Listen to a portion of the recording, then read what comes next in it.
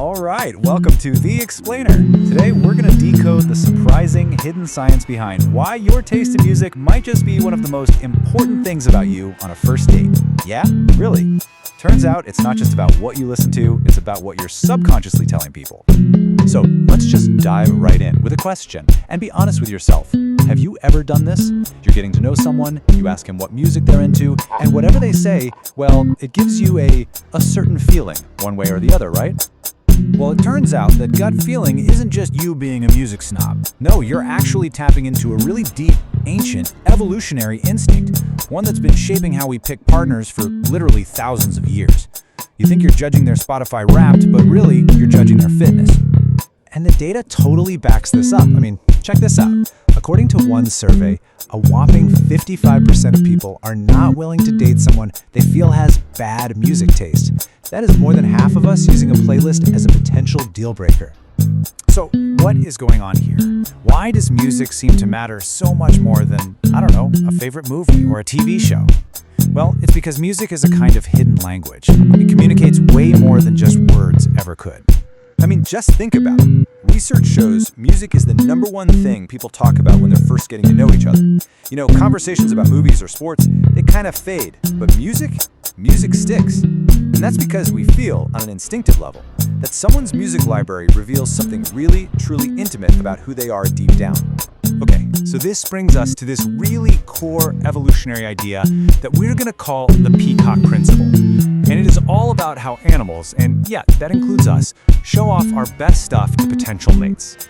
This was actually Darwin's other great idea.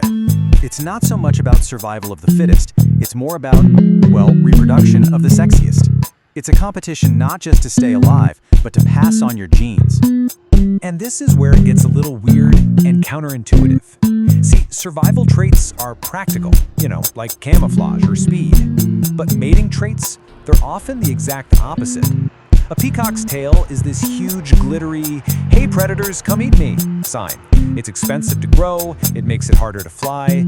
So what on earth is the point? And here is the crucial point. Because the peacock's tail is so costly, so ridiculous, it works as an honest signal. It's basically shouting to the peahen, "Hey, I am so healthy, so genetically awesome, and my brain is so efficient that I can afford to waste all this energy on this big, beautiful, useless tail." These things that seem frivolous are actually broadcasting top-tier genetic quality. So, what's our modern-day peacock's tail? Well, the first big one is musical ability. This is how we show off our own, cognitive feathers. The ability to create, or even just to deeply appreciate complex music is an incredible feat for the brain. It takes dexterity, creativity, intelligence, emotional depth. It's a direct signal that your brain is running at a really high, really efficient level. And you can actually see this play out in dating studies. For example, a guy who expresses a fascination with complex heavy metal can be seen as more attractive, while a woman who loves classical music gets a similar kind of boost. But on the flip side, some studies have found that a devotion to country music can actually diminish attraction. These tastes are all acting as signals for these deeper traits. But it's not just about, a long-term assessment of someone's brain power. Music can create an immediate physical attraction because of this really fascinating quirk in our nervous system. It's called excitation transfer. So, complex, arousing music literally revs up your nervous system, the same way a roller coaster or a scary movie does. Your brain feels all this excitement, it looks around for a cause, it sees the person you're with, and it goes, "Wow, they must be really attractive." There was actually a University of Vienna study that confirmed this. When women listened to complex music, they rated photos of men as being way more attractive. Okay, so musical talent is one really powerful signal, but what if you can't play a blistering guitar solo?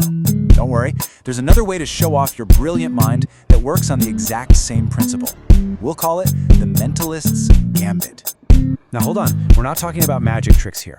In this context, mentalism just means having a really high-level social intelligence. It's the ability to read people, show empathy, and build rapport. It's basically a demonstration of a very finely tuned social brain.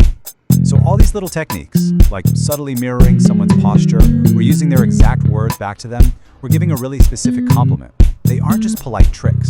They are honest signals that your brain is highly aware and attuned to other people.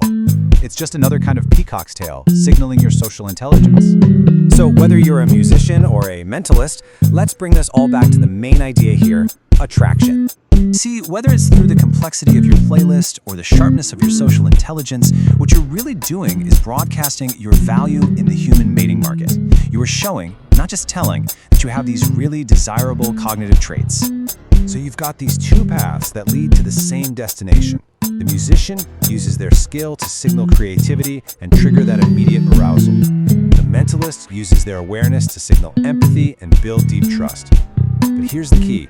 Both of these are costly signals. They take real time, real effort, and real brain power to develop. And that's exactly what makes them honest, reliable proof of a high-quality mind. So the next time you're putting together a playlist or you're trying to charm a date, just remember what you're really doing. It's not just about sharing a song or telling a good story. On a really deep, primal level, you're putting on a display. You're showing off your feathers. The only question is, what do yours say about you?